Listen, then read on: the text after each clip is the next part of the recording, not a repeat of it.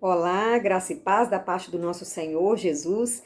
Eu espero que nesse momento você esteja bem e eu quero compartilhar com você um texto que se encontra no Evangelho de João, capítulo 3, do versículo 1 ao versículo 5 e depois nós vamos ler também o versículo 16. Esse texto da Bíblia, ele vai falar de um homem chamado Nicodemos. E este homem, ele procura ter um diálogo com o Senhor Jesus Cristo. E ele é um representante, da mais alta sociedade judaica e é um dos 3 indivíduos mais ricos de Jerusalém na sua época. E uma de suas funções era examinar e julgar qualquer homem que fosse suspeito de ser um falso profeta. Então vamos ver, o que diz a palavra, a respeito desse homem, desse diálogo que ele teve com Jesus. E quando nós estivermos lendo, eu gostaria que você também pensasse como que seria o seu encontro com o Senhor Jesus Cristo, ou como foi o seu encontro, você que já teve, já passou por essa experiência de novo nascimento, como que seria hoje você estar cara a cara, face a face com Jesus, o que você diria para ele, qual horário do dia ou da noite você acha que seria melhor para poder conversar com ele? Então vamos refletir nessas questões agora nesse momento. Havia entre os fariseus um homem chamado Nicodemos, um dos principais dos judeus. Este, de noite, foi ter com Jesus e lhe disse: Rabi, sabemos que és mestre vindo da parte de Deus, porque ninguém pode fazer estes sinais que tu fazes se Deus não estiver com ele. A isto respondeu Jesus: em verdade te digo, que se alguém não nascer de novo, não pode ver o reino de Deus. Perguntou-lhe Nicodemos: como pode um homem nascer sendo velho? Pode, porventura, voltar ao ventre materno e nascer segunda vez? Respondeu Jesus: em verdade te digo, quem não nascer da água e do Espírito não pode entrar no reino de Deus. Versículo 16: porque Deus amou ao mundo de tal maneira que deu o seu Filho unigênito, para que todo o que nele crê não pereça, mas tenha a vida eterna. Amém. Então, Nicodemos, podemos dizer assim, o homem que chegou de noite, conhecido como o homem que chegou de noite. Ele pertencia a um grupo profundamente religioso, era fariseu, mas não estava salvo. Ele não tinha essa certeza, da sua salvação. E por que teria, uma coisa para a gente pensar, por que teria procurado Jesus de noite, como eu perguntei inicialmente?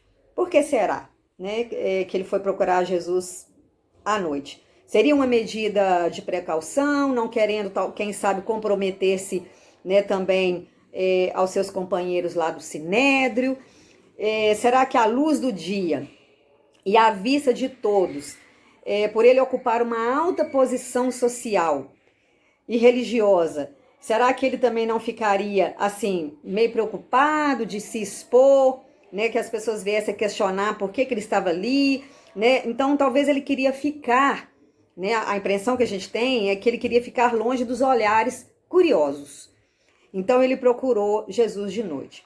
Mas também a gente pode pensar que ele procurou o Senhor Jesus à noite por pensar assim: Jesus tem uma agenda cheia, está o tempo todo envolvido com muitas pessoas, como a gente sabe, as multidões, seguiam a Jesus.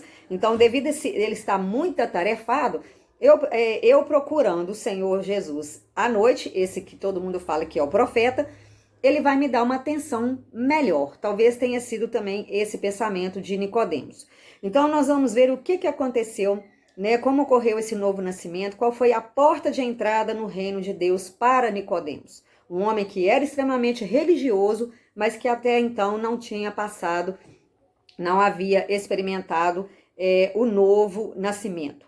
Então, para Nicodemos, inicialmente, quando fala de novo nascimento, quando a gente leu aqui, era algo de natureza física. Então ele deve ter pensado assim: não, mas como assim?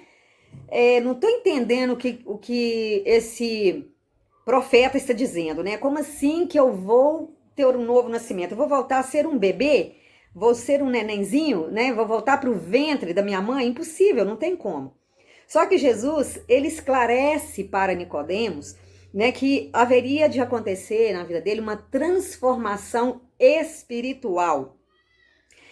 Só temos aqui, né, neste mundo, uma vida que se constitui também na oportunidade para o nosso encontro com o Senhor Jesus Cristo, né, que ocorre através do novo nascimento. E isso é de natureza espiritual. Então, o Espírito Santo, ele opera na nossa vida, nós nos arrependemos perante o Senhor e passamos a confiar nele, né, como nosso Salvador, como nosso Senhor, ou seja, os nossos olhos do coração são abertos. E a gente começa a ver, né, de forma diferente, né, o nosso mundo, a nossa vida, o que está ao nosso redor, porque nós temos um Deus, né, que é o Senhor Jesus, que conduz a nossa vida. Então, se você já é um religioso, né, se você já passou pela experiência, né, da conversão ou do novo nascimento, como nós estamos falando aqui, realmente você está entendendo, né, o que Jesus de fato dialogou com Nicodemos e o que aconteceu na vida de Nicodemos e o que Jesus quer de nós a cada dia. Mas se você é um religioso, mas que não tem essa certeza da salvação, ou não sabe nem como que Jesus age, né, na sua vida, de fato, talvez você até frequente algum templo, alguma instituição, algum ritual religioso, mas você ainda não entendeu o que Jesus faz na sua vida. Eu quero convidar você nesse momento a pensar comigo o seguinte: a primeira coisa que tem que acontecer é você crer pela fé, né, que o Senhor Jesus, ele controla ou ele orienta a sua vida. Isso acontece de modo espiritual. E aí eu queria trazer agora, trazer agora a ilustração do vento. Você vê o vento? Você consegue enxergar o vento? Então, assim como o vento, você não pode ver, nós não conseguimos ver o vento, mas apenas sentir, né, esse vento. Nós sentimos o vento. Então, assim é a ação do Espírito Santo de Deus ao regenerar ou transformar o coração de um pecador ou uma pecadora. Isso acontece de forma invisível, mas de uma forma sensível. O Espírito Santo, ele age de forma sensível na nossa vida. O Evangelho de João, né, no capítulo 3, o versículo 16 que a gente leu, quando fala que Deus amou o mundo, né, de tal maneira que deu seu Filho unigênito, né, para que todo aquele que nele crê não pereça, mas tenha vida eterna, nós podemos dividi-lo em três partes. Primeiro está aqui o objeto do amor de Deus. Quando Deus fala, Deus amou o mundo. Então, Deus ama as pessoas, a sua criação. Segunda parte, a prova do amor de Deus, ou seja, ele deu o seu Filho. A prova que nós temos é que ele entregou o seu Filho, Jesus Cristo, na cruz do Calvário para a nossa salvação. E a terceira parte importante, a finalidade do amor de Deus. Qual que é a finalidade? A finalidade do seu amor é a salvação, para que todo o que nele crê não venha perecer. Então o Senhor nos convida a crer somente, né? A acreditar, para que a gente não venha perecer.